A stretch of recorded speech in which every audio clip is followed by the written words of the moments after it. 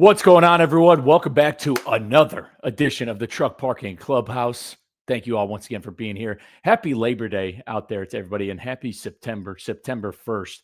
Before we get rolling into the clubhouse, I did just number one, first and foremost, if you haven't checked your inbox yet, issue 33 of Taillights has dropped right in your inbox there with weekly discounts. Another great survey in there. We're taking a survey about trailers. We cover two kind of important things. There's a trucking group that is kind of sounding the alarm on the manufacturers of some technology that goes into ELDs, as well as the dash cams and the cameras we're seeing in trucks, as well as just some other general news. So definitely go check out Taillights if you haven't. Dropped about 30 minutes ago. And then, next thing I want to bring up, Labor Day is a holiday that I think gets a little slept on. It's a federal holiday. It's a day off, but I think its importance is something that needs to be stressed a lot because Labor Day is about, this is, we're Truck Parking Clubhouse. The most important word in there being the truck, the first word in the name of Truck Parking Club and kind of what we do.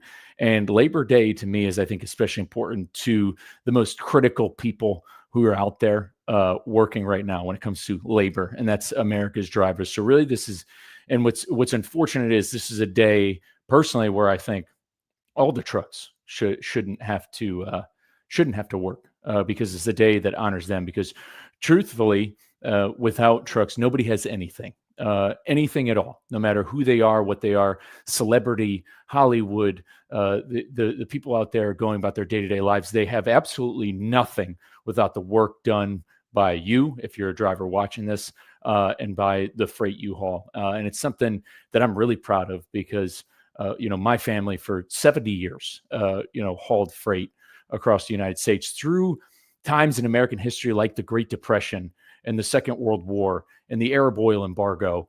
And so much that went on during the 20th century and still continued to work no matter what. The supply chain, for all its flaws and its problems we talk about, it still shows up day in and day out, where no matter what, with all the hecticness within the industry, with breakdowns and issues with brokers and everything, and all the fires that are put out by some extraordinary individuals, when people go to the store, they don't have to worry about anything. When they go to the gas, there's gas at the gas station right now because of the work that's done by people such as yourself. And when it comes to the American truck driver, I know some people who went to Yale. I've met some people who've been Ivy Leaguers, but some of the best and the smartest and the strongest people I know have sat behind the wheel of a truck and shifted those gears. So an especially happy Labor Day to those individuals out there who are grinding it out, who are out on the highways, crushing it each and every single day. So happy Labor Day to all you. Just know that I don't,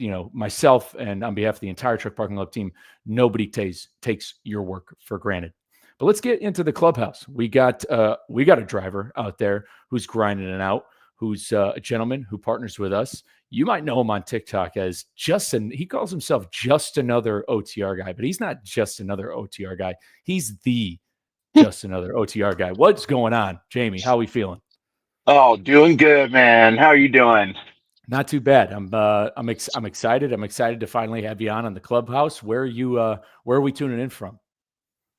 Tonight we are in the parking lot of Consignee in Arcade, New York, by Buffalo. Awesome. So that's where the people can find you right now. Yes, that's if they were so inclined. Awesome. And but man, how it's Labor Day. You're working, you're grinding. I mean, how's your Labor Day been? At least, how's the weekend? How's traffic? You things been rolling smooth? Are you stoked out there? Any headaches over the weekend? No, nothing too bad. Things have been pretty smooth. Had a little short-ish drive, 4 or 5 hours today to get to my consignee where I had thought they were going to be open, but turns out they weren't, which that's also partly me. I seem to always forget about the holidays because, like you were saying in your intro there, you know, holidays don't rest. They're truckers don't really worry about holidays too much because freight still needs to be moved. Everything needs to be done still. So to me, it was just another day, and I was just pulling in. I was like, they're not here, are they? I guess that's all right. Well, we'll see him in the morning then. Yeah, they'll definitely be there in the morning. It's something, and I talk about it quite a bit on on my own personal social media. And for anybody following, you can find me anywhere talking about the supply chain and fitness at Lombard Trucking. And I often show videos of trains and trucks and while I'm out on runs. And I would do this when I was over the road going for runs, with trucks in the background. I'm saying if they're moving, you got to be moving. It is a it doesn't stop, and that's why we shouldn't stop moving either. But I mean, speaking, we've already got a great remark from our good friend. He calls himself the super trucker. He's talking about your cabinet drawers in the cab, and I'd love to get to that in a moment. But before let's kind of walk ourselves into it. What got you Right. into trucking? Uh, what got me into trucking was actually construction work, and I was a crane operator before I became a trucker, and I had used my GI Bill to because I was after I got out of the military years back. I had been trying to find somewhere to go in life. And I kind of hopped around on job to job, restaurants, this, that, doing all this different kind of stuff. And I never really succeeded in much. Is after, I got out of the military in 2010. And for, 7 years or something like that, it just didn't go well. So, I used my GI Bill. Got a cousin as a crane operator, and so I went and did that, got licensed, did all that, worked a job for a few months, and uh, they got rid of me there because I was being paid more than they wanted to pay me as a licensed crane operator. And everyone else I had spoken with, where they had said, "You only got like 2 months of experience," and I was like, "Yeah." That's where they had said, if you had a CDL, we could, we could do something with you with a mobile crane or something. But without the CDL, there's not much we can do. We want somebody to be able to drive the cranes to job sites and then operate the cranes. And so I was like, okay, well, let me look into that too. And, fortunately, I was able to get my CDL through the VA as well. And got my CDL. And while I was at CDL school, TMC Transportation, the flatbed company, came a knocking for a presentation at CDL school, and they sold me. And I thought about it. I talked with my wife. I was like, man, that'd be kind of nice to drive a truck. I had never done it before. I've got family that were truckers and all that, but I had never really thought of myself in that position. And so, you know what? Let's give it a try. Be home every Friday, yada yada, everything that the recruiting, said, and did it, and haven't looked back. I've been out here on the road for about 8 years or so now. Dude, that's awesome. We actually, we share a little bit in common in that story where you only got out of the military 2 years before I did. And dude, thank you for your service, by the way. That's Same to awesome. you. It's great. I mean, it's great to see veterans succeeding, especially in this industry. And it always seems to be it's definitely a good place for veterans to be in because of the purpose behind the job. Because on my podcast show that I do, the Lombard Trucking Show, I did an episode about being a kind of like a veteran in the industry and really getting into the trucking world. Even when I was working in a warehouse, is where I started developing this idea of a purpose again, especially given my family's background. And getting out of the Marines, there's something to be said about, and I have a good friend of mine, Matt Johnson. He's an Army veteran, an ultra marathon runner. He's big on veterans, how when they exit their time in service, your time in the military, you are always with somebody, no matter what. Like you've got a roommate, like you're in the field, what you do, and there is and whether you've deployed or not, because really everybody in the military kind of shares this. There is this shared bond, and there's this like big community. You're always with these people. Like you're never not without them. And then all of a sudden one day it's gone. Like even if you're married, even if you have a family, like that camaraderie is gone, and it's very hard to replace getting outside of it and play and what and it does. And the thing is, the sad part is it needs to be replaced by something, some form of community, and I feel like veterans are able to kind of find that a bit and find their stride, given the nature of what the job does, as opposed to, you mentioned, restaurants and going to others. And this is something with the job that I had after going to college, where it just was like so unfulfilling, because it just feels like what you're doing isn't like, there's no like the end goal isn't like, because when you're in the military, there's a mission, you're looking out for other people. And then, other jobs, whether it be like, it's very hard to be bought in to something as much as you were in the military. And then, but with trucking, what you're doing has everything to do with what I just opened up the Clubhouse with, where there is purpose driven behind to people's food, the parts in their automobile, like every single thing comes on a truck. And I feel like that's I feel like that can give veterans a lot of purpose. And I know I kind of went off on a little diatribe, but I feel like it needs to No, be. you're absolutely right, though. Absolutely. So TMC, I'll tell you what, their recruiting department does a good job, and I'll tell you, I know several TMC drivers. When I was hauling heavy equipment, doing specialized with Warren Transport, I saw TMC guys all the time, and I've never seen a disappointed TMC guy. And they recruit from within, like, they have drivers who are driver recruiters. Like, the same thing happened to me in CDL school. I went to school in Killeen, Texas, and during CDL school, a TMC driver with like under a load stopped at our school to talk to us about TMC. And like, to me, he sold it as like, TMC sounds like the Marine Corps of trucking. Like when they talk, like Yeah. they keep their trucks, like, can you confirm that about TMC? Like, you have to get your truck washed every so often. You gotta, what was working at TMC like? Yeah, I mean, there is definitely a lot of structure to TMC, as far as what you were saying, where they call it the Truckers Marine Corps, or many other acronyms. But uh, as far as TMC goes, I think that's why a lot of veterans do good when they go over to TMC, because covered on with a few minutes ago about that structure and that purpose and everything. That was a huge aspect of what I struggled with when I got out. You go from being, like you said, mission oriented, you always have a purpose, there's something to do all the time, to where you are just on your own.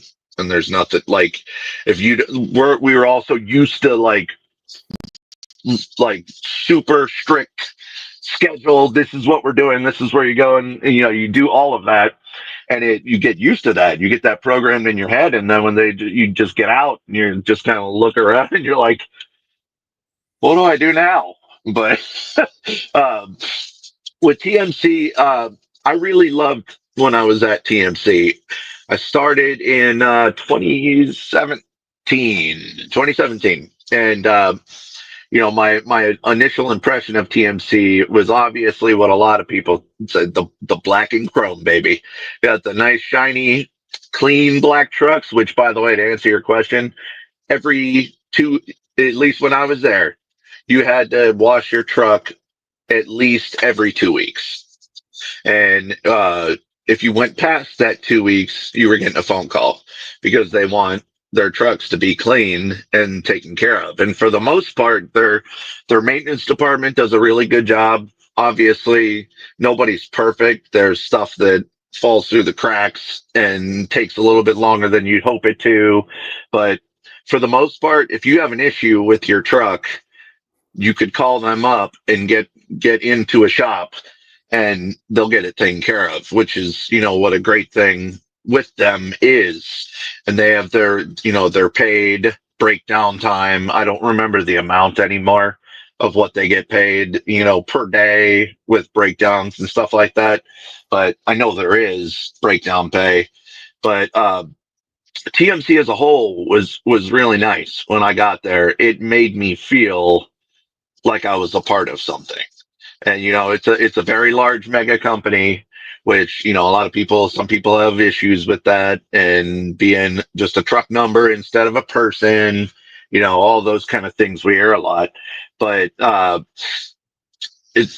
think it's a lot about you personally, your responsibility. If you're a responsible driver or just a person, if you're just getting into trucking, because TMC does CDL training as well, where you can have zero trucking experience and go get your CDL with TMC, or at least they used to do that. But if you're a responsible person that is focused on doing a good job, there's not a whole lot of bad that comes with a company like that. Well, there's guys that have been there for 25, 30 years right now that are just happy with what they got. It, it, I never had problems there just doing your job. If it turns into something where you're always sleeping in, you're late for your deliveries, you're supposed to deliver it Friday before 4, and now you got to sit all weekend. It's just like any other job where, once you become that guy that's unreliable, then is where you might start having issues. But otherwise, what most of us, enjoy about trucking is that if you're doing your job and you get there when you say you're going to get there and you do what you say you're going to do, nobody messes with you. And that was a big problem with me before I got into trucking, was coming from the military to being, people buying you lunch and saluting you and wanting to be your best friend, to just being just another guy, another asshole out in the world. It was tough, and that's where I struggled with that at normal jobs where you have that boss over your shoulder. He's, oh, man, you're gonna get that, do that, and it would just it didn't work well with me because I would just get really frustrated, and then I would work my way out of the job efficiently. But yeah, TMC was a good company for me. I was still a baby in trucking. I was there for I think 2.5 years and did a lease purchase and was doing fine with it, but I didn't know enough about trucking yet to really know what I was doing. I was one of the guys that hopped into a lease like I know what I'm doing, and where you don't really know enough yet. But I thought I did, and I was doing fine. But I ended up not bailing, but leaving the lease uh, to look for greener pastures. And, I found out later down the road that I was doing just fine. I was just concerned. I have a family and I didn't want to mess anything up for us. But as far as you could stay there at TMC forever and do great as long as you don't have, X amount of crazy bills that where you need $10,000 a week to survive or something. But for an introductory career as well, I couldn't. I've probably recruited, I don't know, 5 people or so to go there, because even though I'm not there anymore, I still am grateful for everything they taught me. They taught me how to be a flatbedder and a good one too. Yeah, the standard they have seems to be pretty good. When people ask me about getting into the industry, TMC is one of those companies that I definitely will be like, yeah, you'd probably like. I've never met anybody who really complained about them, and that's a strong point you make about trucking in general. Because what's crazy is one of the first pieces of advice I got like when I got to the fleet, when I got to my unit in the Marines. Some of the guys who went to Iraq, but they had gotten back from Iraq recently. When we got to our unit was like you need to do like all you need to do to be successful in the fleet is 2 things. They're like just know the hell out of your job and do good at the PFT. Like so just stay fit and be really good at your job and you will be left alone. Like if you just know your job. But in the civilian world, when you know your job and it's kind of well known that you know it, you'll start to you're either eyes are on you more or responsibilities given to you, and you're not paid any extra for it, so to speak. And so yeah, there's a little bit of a clash there, but that's good. So you'd recommend anybody new coming into the industry, hey, TMC, good place to get rolling. Yeah, I would. Perfect. So I mean, you do the lease purchase with TMC. You end up parting ways. So where did you go from leaving TMC? After I left TMC, you put me on the spot now. I forgot now. I believe if okay, all right, I got it now. After TMC, I want to be home. I'm going to do local, and I actually got a job hauling jet fuel in the Dallas area. And that was great. I really loved that because it was very easy. It's a lot less labor intensive of a job as far as that went. And I got to drive my first 379 doing that one, which I was like, ooh, yeah, baby, long nose. But I did that, and it ended up turning to where it was a mom and pop company, and they lost a big contract with Southwest, and it just went from making great money to barely making money. And that's where my wife and I talked, and she just went, yeah, you should just go back over the road again. And that's what I went, okay. And I had a friend working at D&E Transport in Clearwater, Minnesota, and he told me, he said, man, come here. And that's what I said. Did they lease trucks? He said they do.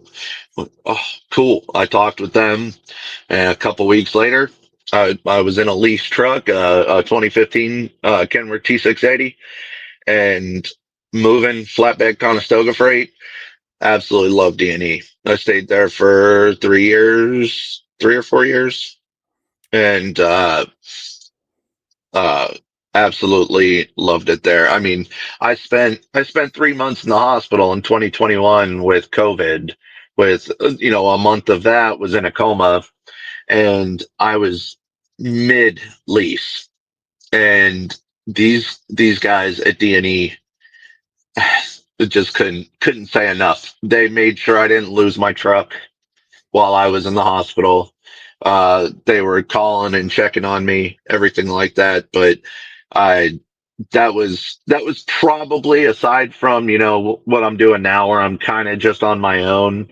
Uh, Having that company support was really, really, really nice.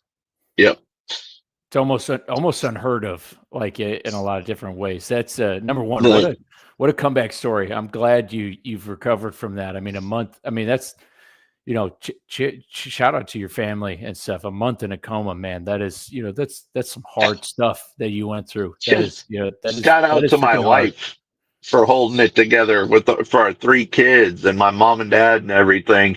I always made the joke of uh, that month that I was in the coma, right around the month. All I did was sleep.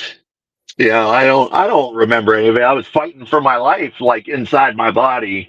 But my wife was the one that had to sit there and watch me flatline and flail around and do all this stuff, while I was out with her just sitting there. I told her I don't know if I'd be able to do it with watching her in the like reverse situation. I was like, while trying to keep the kids upbeat and okay and everything. I mean, my wife's the real hero with all of that for sure. It wasn't easy. Had to learn how to walk again and the whole nine. I lost about 80 pounds to atrophy, and I found it all though. Don't worry, I found it. I found it all. I got it back. But yeah, it was tough, man. Dude, hardcore. 3 months out of the seat. So in your company, your company made sure you didn't lose the truck, and you stuck with them for a little bit longer. What was it like Yeah, yeah. getting It was back in? actually it was actually 6 months out of work because I was in the hospital for three, and then I spent another couple months just with my family, and then that last month was kind of like prepping and getting ready to like get back to being an adult again and being in the world. But yes, I did stay with them for, my wife could tell you better than me, but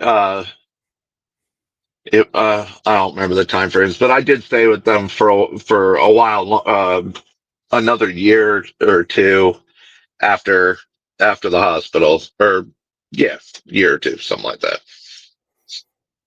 Dude, wild. So when did you get back in the truck? Were you still with D&E? Yes. Yeah, I actually, I was talking about that with my wife earlier. I'm pretty sure I leased a trailer with them like a month or two after I got back in the truck. And they just, I can't say enough nice things about them. They're amazing people.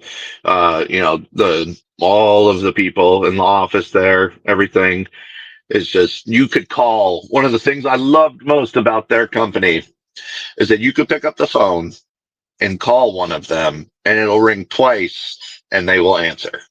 And that's the kind of stuff where you don't have to sit on hold for a half hour waiting to get a hold of someone or any of that kind of mumbo jumbo. You could just call and be like, hey, real quick, this, that, the other, blah, blah, blah. All right, cool, bye. And hang up, it's really nice. It was hard leaving there, but I was just working on was just trying to take that next step forward of like being more just for me kind of thing. Yeah, I want to. So two things before you get into that is, so number one, D&E. They're out of Minnesota. Are they hiring drivers now? And would you tell anybody watching that if they're looking for their next company, that's who they should call? Yeah, yeah, absolutely. They're out of Clearwater, Minnesota. Uh, I do know that they have changed things a bit, where I don't believe they are leasing trucks anymore. I feel like a lot of companies have done that now, where they've done away with it. Because I don't think TMC leases trucks either anymore.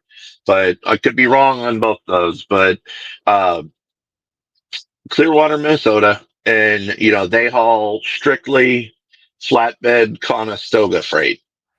And when I was there, I think they had 300 drivers, something like that. But they were unbelievable, unbelievable company, and just the way everything ran there was always great to me. It's I only had problems for probably the last 6 months I worked there, and that was all part of the reasoning where I went elsewhere. All it really was ultimately was the trucking industry just struggling to breathe like it was, 2 years ago. We had a real bad slump, and from what I hear, things have picked, back up great. Was them in particular with D&E. No, that's good. Yeah, I feel like a lot of companies probably, some companies. So I feel like some carriers who were offering lease purchase, given the last couple of years of just the market and rates and even contract rates, being kind of cut. I feel like maybe the lease purchase wasn't, their dri they people weren't maybe people probably weren't succeeding in it, and if you're not and if the drivers aren't succeeding in a lease, then the carrier is probably losing money on it too, and, where like, and so it makes sense why they would take it away, but you said it was a hard decision for them to leave. You wanted to go out on your own, so, well, yeah, what was the next move? Yeah, I actually ended up going to Landstar after D&E, and I said the next step towards just being me, and then I go work at a place like Landstar, where it's a mega fleet for owner operators. But at the same time, Landstar is the next step forward as far as you could work at a place like D&E and a lot of other places where you have your dispatchers that find your freight, have the customers, do all this, call you and offer you a load or two, and then send it to you. And that's the way D&E was when I was there. Is, hey, we've got this going here and this going here. Which one do you want? And you go, do you have anything going this way? And they'd be like, no, I don't think so, but I'll look, or that kind of stuff. Landstar, it's like that much closer to having your own authority and working all by yourself. to where Landstar has a load board where as a BCO you can find your own freight, make your own own relationships with agents that have dedicated freight and everything like that, to where you can actually try to start setting up where you got a guy here, got a guy here. If I go to these areas, I know these people, and it's much closer to being on your own. They take their percentage, and all of they do all the logistical stuff and your paperwork and all of that, your permits. But as far as daily life goes, as long as you are not breaking any of their cardinal rules or getting yourself in trouble or doing anything, you are on your own. I mean, there's nobody here to help you when you're at a place like Landstar, where as far as running the business goes, if you have questions and need help with logistical support, you call them. That's simple. But with Landstar, it's a huge adjustment if you're a driver considering going to Landstar, or any of the other big owner operator companies that are like that. Uh, you know, if you've been getting loads just fed to you by dispatchers and everything, it's a big change, because you're wide open to being able to be like, okay, oh, look at this one. This one pays $4 a mile, and it goes to Salt Lake City, and you're like, perfect, hell yeah, that's paying whatever. Then you get to Salt Lake City and there's no reloads, or they all go to California or to somewhere out even more isolated from where there's decent freight, and now you're stuck and you're having to eat money to deadhead and all of that.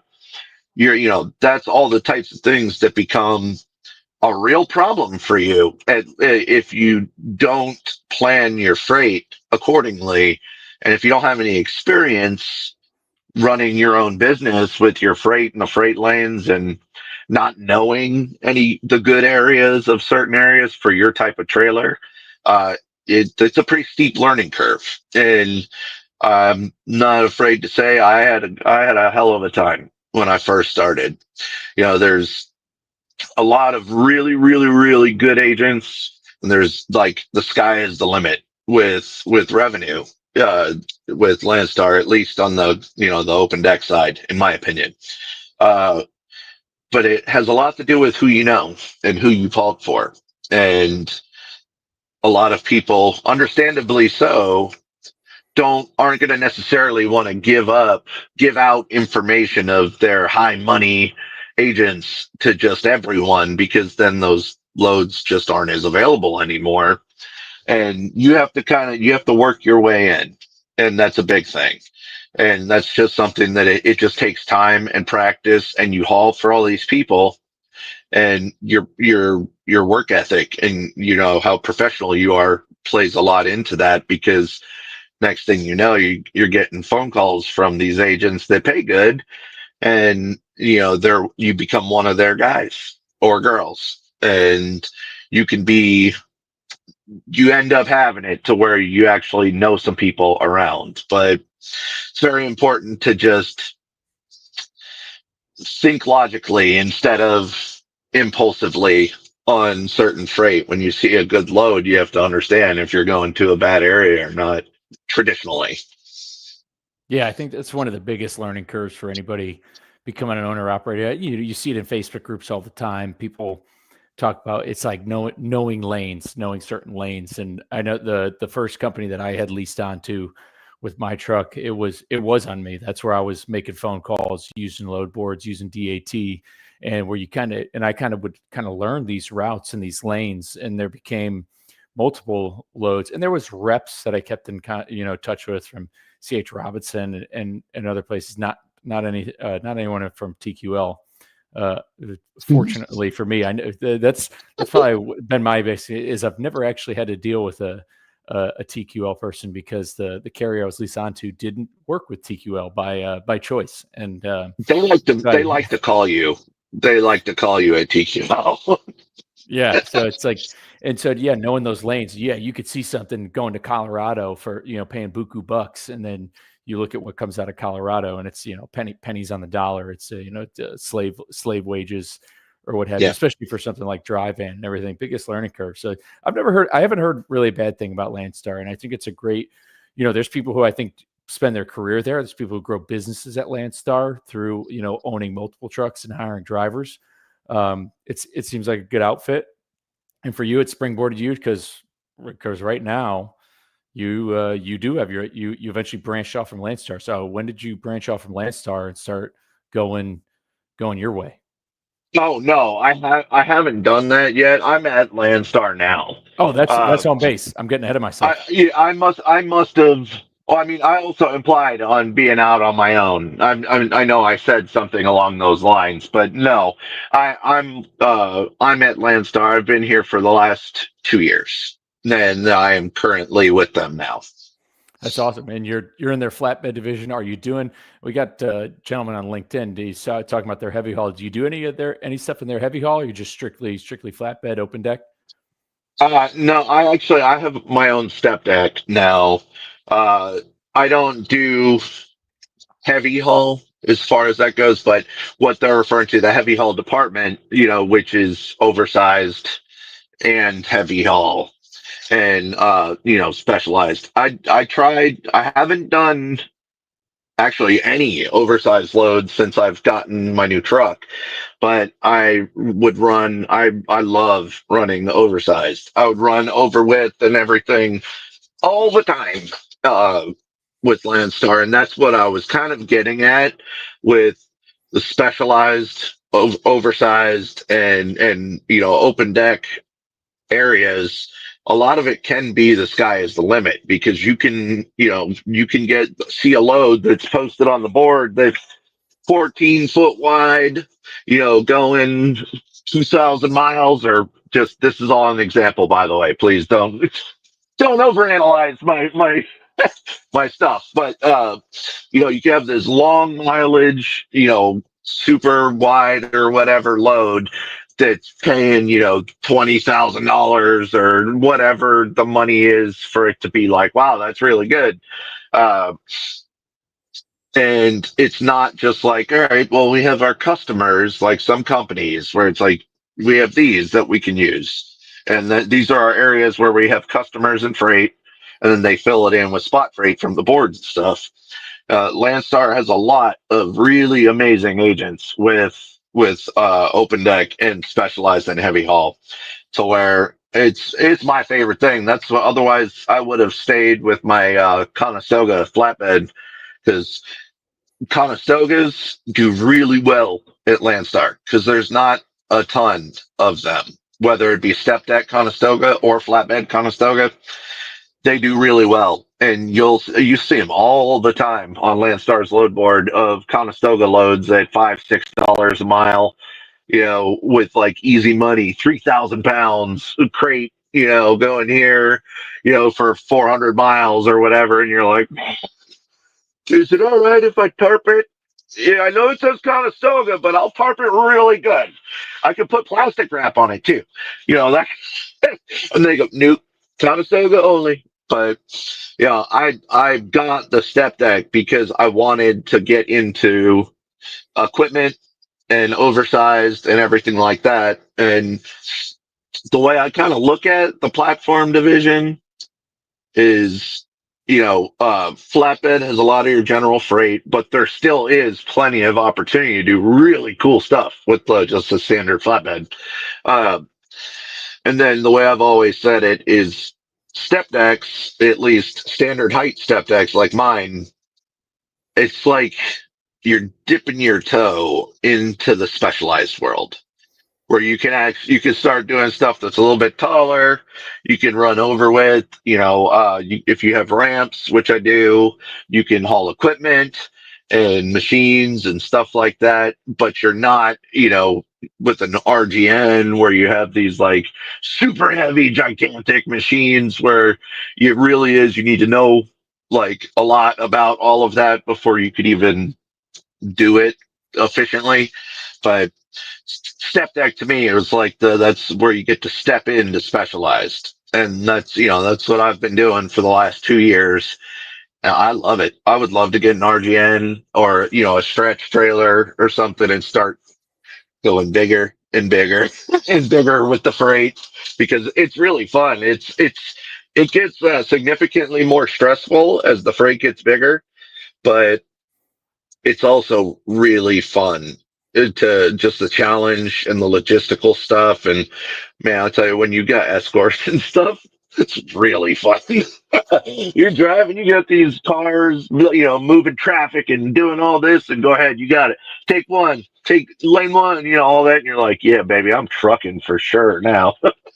Yeah, big dog on the road. That's good inside baseball too about Landstar. So if anybody wants to, if they're looking to go find some money, so if they have a Conestoga, that's where some good stuff is. But yeah, the heavy, it does get addicting. I remember I moved this big combine from uh, Southern California up to Pendleton, Oregon. And I was like, this is the freaking cool. And I don't go fast. I didn't even like, I barely went over 65 miles an hour with that thing because you're not doing yourself any favors when you're moving something that heavy, and you're just like, yeah, you're king of the road. Like people actually like look out for you, like get way out of your way when they see you. They Yep. don't like as opposed to when you're just in a regular van. Like when you're in a regular van, like I feel like four wheelers look at you like an obstacle, like just like something to it. But when they see flags and you're that wide and it's something that big, people are just like, I just need to get out of this person's way. Like they're not brake checking you. There's almost like a little bit more courtesy than when you have stuff that big. Yeah, I agree. That I have seen a lot of that as far as that goes, where people actually get over a lane. If you're, sticking over the line a little bit as you're driving down the highway, they'll get out of the way. People move, when you're going to make a turn, you'll see a lot of people back up or get out of the way. And it's like, hey, this would be nice if they were like this all the time, Yeah, right. And you've got the truck for that type of movement stuff too. I was gonna say, somebody talked about your cabinets earlier. I was gonna say you want to give us a little quick look around, see what Sure. you're rolling. You got some good wheels that you're on. What kind of truck are you driving, by the way? And then give us a little tour. So So now it's a 2002 extended hood 379, and late. I actually have a big bonk now as well, which I don't know if I can change my camera angle, but this is my screen facing. I've got the bed down for the dog. Got my Great Dane with me, but this is 132-inch sleeper, big bunk, Peterbilt with the ARI Legacy sleeper, and got a burner tank, a sink, got a nice big fridge, Full a fridge. Let's convection. go. Yeah, yeah, it's a nice size fridge where there's plenty of room for lots of food, and the convection oven mixed with the microwave where you can bake, grill, and microwave and do all that. That's really nice. Lots of storage, big old cabinets. This one's kind of full right this second, but big deep cabinets. Now I've got some on this side, and the sink has been a game changer where I can actually like wash my hands. But let's see. This is the coup de grace that goes behind this door right here. I was gonna say this is There's a this. shower in here. Oh, it's got a full on shower. I thought it was just a toilet. Full on shower and toilet. And so you can take a shower. The drain's right there, and you can also do your business there. It's got I think it's a 5 gallon black tank for it, and you empty it at RV dumps in rest areas and stuff like that. It's really nice. It's got a 40 gallon freshwater tank with a 6 gallon water heater.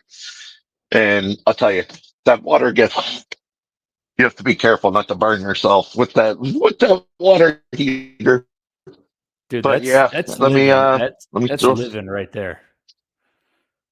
Yeah, I had said to my wife on the first week out that I went, I feel like a human again.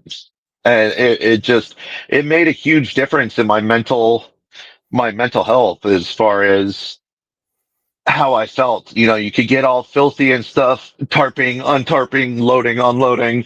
It's 105 degrees out, and you can go hop in the shower before you start to run your miles down, and you're nice and clean. You don't have to go to the truck stop and all that. It's a pretty amazing distinction and difference with it all. Here, let me just turn on a couple of lights. And I'll go show you that outside real quick. Oh yeah, Might be a little dark. see the whole thing. Yeah, if it's a little dark, no worries.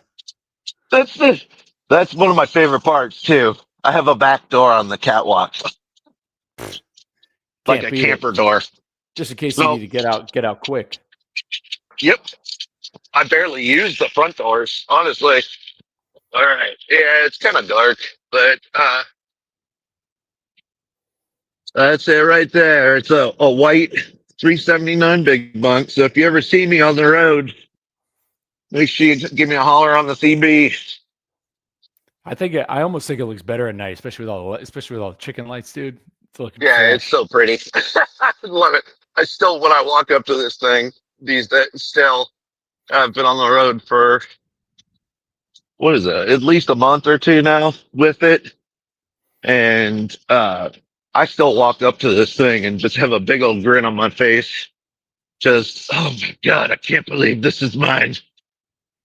And then yeah, we got the step deck. I bought that when I went to when I was coming to Landstar because they had told me that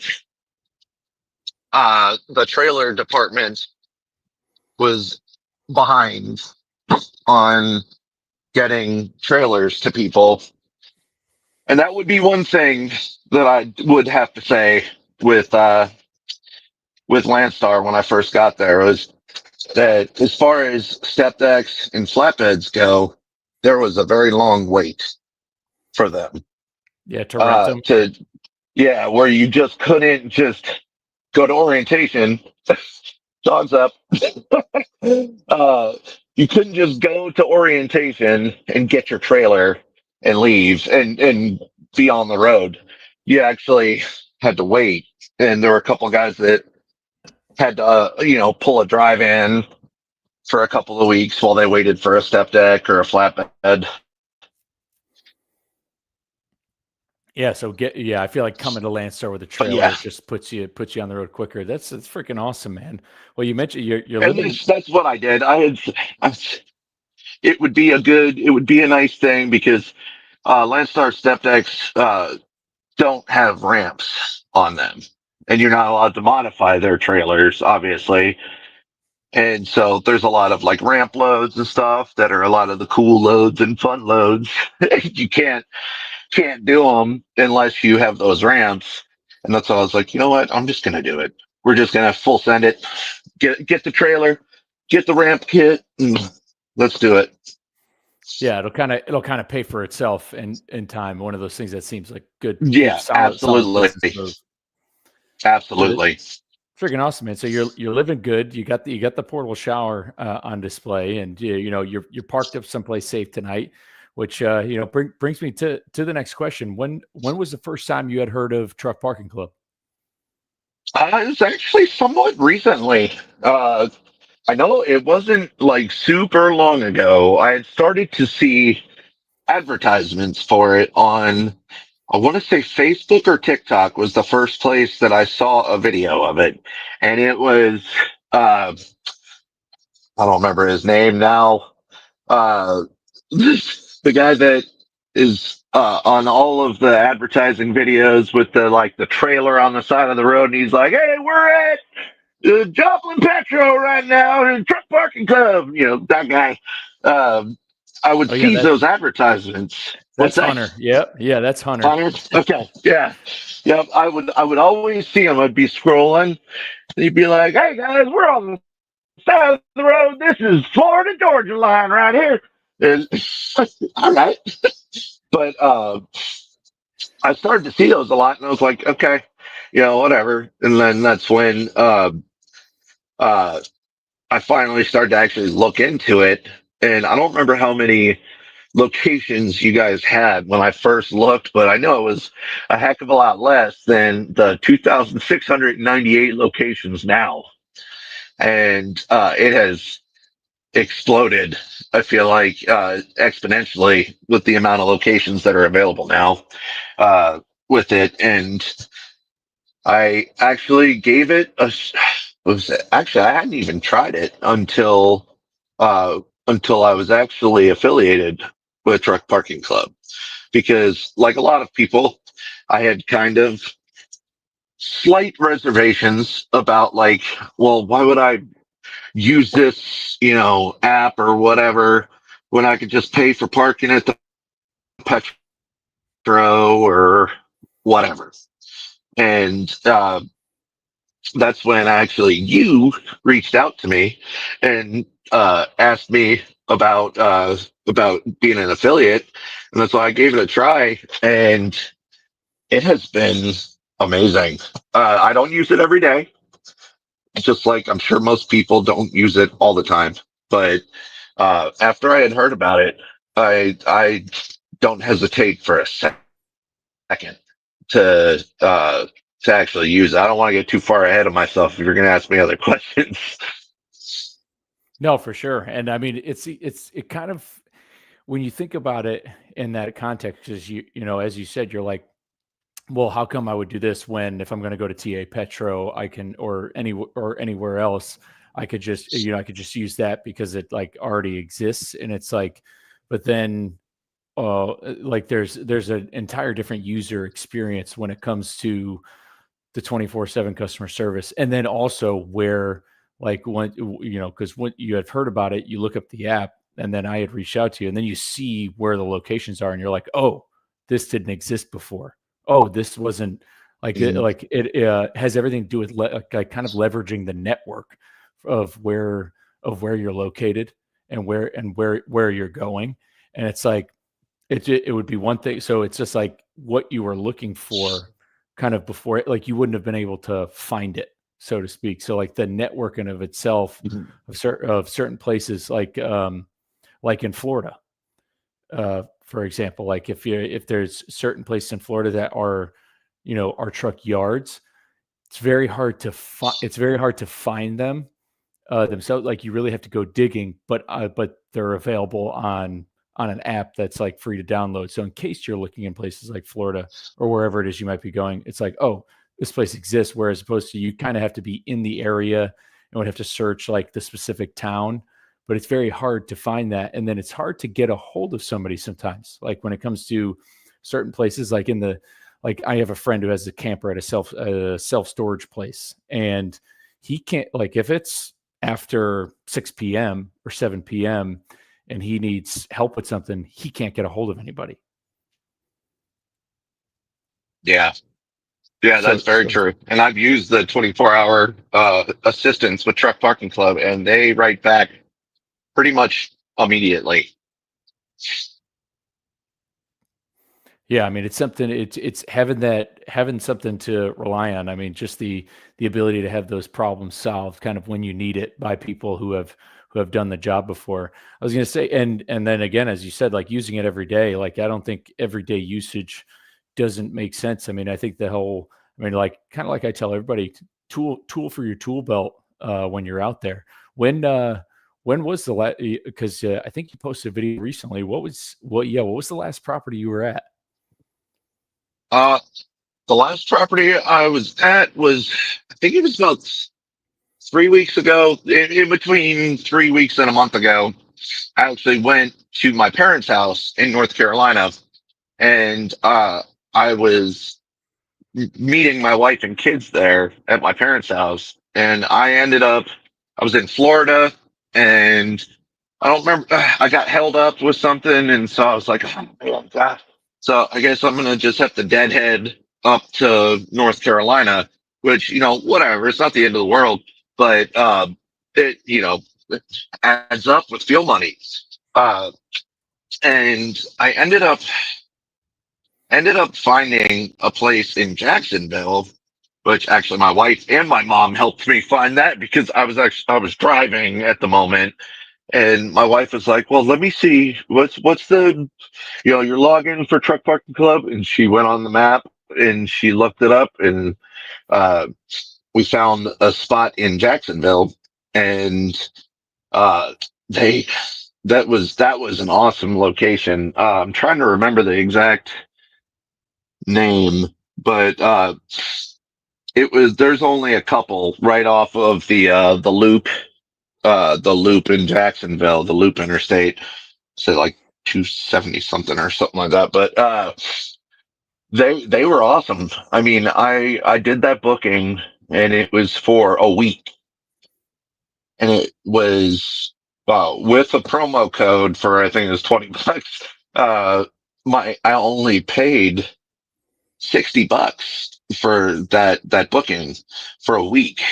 And there's a lot of places where it's a heck of a lot more than that. If you parked your truck at a TA or a Petro or a Flying J, you know, most of those big chain ones they're $18 to $22 depending on where you are in the country. And that times seven, it's more than $60. I'll tell you that. And there's plenty of promo codes to utilize with Truck Parking Club. Uh, you just look around for a little bit, and there's plenty of creators that'll get you a promo code. And you guys also we run promo codes for holidays, for Labor Day. There's lots of stuff, but I did that, and with this place I got to, it gave me good directions on where to go, like which road to take, which was good for the truck route. Uh, and just to follow it down to the end, gates on the left, put your pin in the keypad. And as soon as I finished my booking reservation, I got a text message that said your pin number is whatever 0000 to the gate, and find one of these 5 parking spaces. One of those will be empty for you, and send us a text message with which spot you took when you get there. I went, cool. Pulled up, pin worked, got in. There was lights, cameras, lots of space, especially for a bigger truck to maneuver in. And I backed into that spot, sent them a quick text, spot 31, and that was it. It was simple. I actually even extended my booking for an extra. I think it was just a day, but I was kind of almost expecting like a little bit of a hassle, and the customer service was amazing. They just said, nope, nope, just do a booking for one more day and we'll make sure, this, that, and the other. And I was like, cool, did it, done. Like easy as pie. And that's where I went, yeah, I really like this. And it's like you said, it's a tool to utilize. Because one more thing I will say, um, briefly, is I know there can be strong emotions about paying for parking, and a lot of people are very against paying for parking. As far as drivers go, there's a lot of debate about that, and some people feel very passionately about it. But the way I look, just like you said, is it's a tool in your toolbox, and it really is where if you need to find some parking, you could go to 4 truck stops. It's midnight, and you're like, oh God, I can't find any parking anywhere. You go on Truck Parking Club, I bet you probably find a spot pretty quick. And that's just one of the things you can utilize to not having to play that game of hopscotch, going truck stop to truck stop to truck stop. Instead, you could be like, all right, I'll pay X amount for whatever that location costs for the night and not even worry about it. Just bing, bang, boom, set it and go park. It makes a huge difference in your daily life of not having to stress out about parking. Well said. I mean, it especially makes sense for you guy like a guy leased onto Landstar. If you are playing hopscotch and you are like trying to find, especially depending on when your delivery is and it's late at night, these places are full. Like you are burning money out of your fuel tank. Like you are quite literally using gallons of fuel that could exceed the $20 for a parking spot. And and when if we're speaking frankly, again, taillights comes out every Monday with surveys. And again, we have some, we have your promo code at the bottom of the screen rolling down there. And so for those, for those, I didn't even notice that. yeah, for those oh crap moments where it's like you pull up to wherever you're going, every spot's full, or say you did reserve parking, because this has happened to me. I've reserved parking at a truck stop before. You get there, they're all full. So when that Oh, happens, it's just you have that other tool where it's like, oh, you know what? Well, even if you don't have a promo code, if you're just bopping around, or for example, or if you do say, you know what, I'm just going to go to the nearest on off ramp.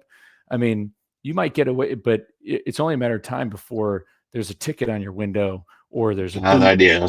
or there's a boot, and now you're paying quadruple, what you did what you did when you could have gone to one of these properties. And it's just, and that's kind of what it is there for, is for that sense of relief, so you can remove that stress from that part of the job, because that's really the most important thing. I mean, I think I think one of the most disrespect, I mean, one of the biggest levels of disrespect drivers face is the disrespect for their time. We see this at chippers, receivers, waiting for loads, whatever it might be. Drivers' time is very, very abused in this industry. Everything about it, it is in so many different ways. Their time is abused, and it's really a tool that can give drivers back time that people are trying to take away from them. And when it comes to that time and fuel, you're putting more money back into that person's wallet, especially if they're an owner operator, but even if they're a company driver, because that time wasted, whatever it might be, eventually that rent comes due on a long enough timeline. But I'm glad you're having a great experience, and it's being able to be worked in your favor. When it comes to issues in the industry, I just talked about time being one that's very taken for granted of, but this is a kind of always where I like to leave it. What do you believe is like the number one issue facing the industry today? Like if you can, whether it be number one issue facing the industry, or what is one problem in the industry where if you could wave a magic wand, this would go away? It's a tough question because there are definitely a lot of things that could really use a lot of attention. I was thinking about it and I was like, would it be, because for the last couple weeks, one of my big things that I've had rattling around all day has been a lot of the talk on the English proficiency stuff. It's a hot button topic right now. There's a lot of people talking about it because of what happened with the accident in Florida. Uh, I agree wholeheartedly on that something needs to be done as far as just people that can do the bare minimum. But at the same time, I do also have very strong feelings about uh, what feels like out of control stuff when it comes to brokers not being regulated in the open market of trucking as well. So it's kind of tough. It's hard to pick one or the other because there's lots of stuff, but uh, I'm going to say I'm going to not answer it correctly by being kind of split 50-50 on that. I do really feel like there was a huge push in the last 4 or 8 years into the last recent past of trucking, where it seems like there has been like a massive influx of people that when you talk to all these people, I'll get to shipper or receiver and I will hear, oh, thank God. I go, what? And they go, I'm just glad you speak English. What are you talking about? We rarely see people that speak English here now. And I go, wow. Okay. And it's just all the typical stuff. It pisses people off. I've made a video or two about it, and it has people don't like it, especially the immigrant drivers. They really don't appreciate it. But I've tried to explain that. it's not coming from a place of hate, at least with me. It doesn't have to do, it has to do with doing things the right way. And, a lot of these guys that, a lot of these guys that are either here illegally or working illegally with how they do their business is that they're undercutting everybody else because they don't have the overhead, because they're not following the regulations and all of the same rules as everyone else. One of my things that I complain about the most with it is, guys like me, I'm a rule follower. I just can't help it. I'm not gonna outlaw trucker. I ain't going with Dodging scales day, baby. I just, I'm too big of a wuss for that. But I'm always the guy that gets caught when I'm like, I'm going to do it. And then I get run down by the DOT cop. But, uh, you know, the rule followers pull into the way stations. And you see all these other guys, a lot of them, as far as regards to the immigrant drivers that can't speak English, can't read English, don't understand the basics of all of that. They just keep driving. And it's like one of those things where you're like, where is karma when you need it? Why is there nobody chasing these people down? Because I pulled in and these 5 trucks went by. And then next thing you know, the DOT guys at the window, like, Ben, pull around. Since you were the one that actually pulled over, we're going to go ahead and let's go do a level 1 on you. And you're just like, man. And you just like, this sucks, man. I followed the rules, and now I've got citations because I had a freaking flickering light, briefly. And these guys are just cruising on down the road with their $1.25 a mile load. That got a couple people in the truck where they can just run it overnight, and we're doing our e-logs, and we actually have to park and adhere to the rules. And so it's a big problem as far as the industry goes itself, because we have the brokers, like I said, that are uh, not an expert on all that. They're taking their cut and their piece, and I'm just hearing stuff online and from other people of these brokers that are making thousands of dollars a day. It just doesn't seem right. And there's no oversight to that either. So where they just kind of do what they want, and they name their price and they get it. And then you have the immigrant drivers on top of that running things for dirt cheap, driving the rates down. It's like both of those things are working against everybody that's just trying to make a living. Well, yeah, there's definitely no right or wrong answer to that question. So being split 50-50 is okay. And I mean, when it boils down to it, I mean, with everything you're saying, I mean, no, it's definitely an inherent safety issue.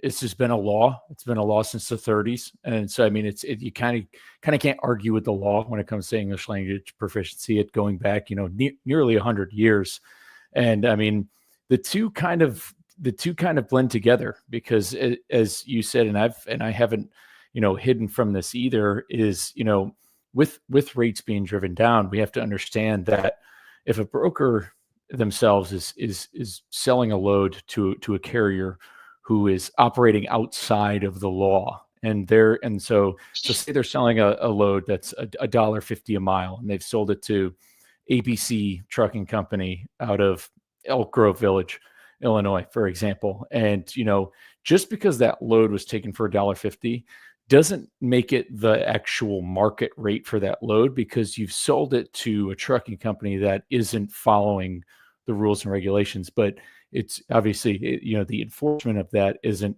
necessarily all that there. And so I think so the two kind of coincide. And I think if you're able to solve the problem, the safety issues of like your first concern, you'd start to see that I think transparency between carriers and brokers would actually start to improve, because then brokers wouldn't have anybody to sell cheap freight to. If if that kind of makes any sense. But no, it's good. Yes. I mean, it's strong opinions. That's why we bring drivers onto the show to talk about these issues in the industry, because these are what you're a driver, an owner operator, are thinking about and kind of have to compete with. I mean, it's important for you to voice your opinion because this is who you're competing with, and this is why it's important. These are important things to kind of not bring, to not bring to light and have people talk about. So, want to thank you for sharing. But man, I Yeah, appreciate you. absolutely. Appreciate you coming on. We've been ripping for a little over an hour, so I do want to. Oh yeah. I do Nice. want to give you back the rest of your night, but also want to let everybody know. Number one, thank you guys for tuning in to the Clubhouse on this Labor Day. If you missed the opening message again, Labor Day is for you guys, the drivers. And here at Truck Parking Club, our mission is to help drivers save time, fuel, and money by allowing them to efficiently find and reserve truck parking all across the United States by working with existing property owners. And we work with gentlemen such as Jamie. We partner with him because if you couldn't tell, if you've been listening for the last hour, Jamie's an individual who wants to help leave this industry better than he found it. That's what we're doing at Truck Parking Club. So again, if you're out there, you have until basically midnight to use the promo code LABOR50 for $50 off a booking. You can also use, if you need something for tonight and you're searching for parking right now and you don't know where to go, again, right at the bottom of the screen, that is also good for you too. OTR Guy 20 for $20 off a booking. But with that, we'll see you guys back here next week, 7:30 p.m. Central for the next Truck Parking Clubhouse. Take care. Stay safe.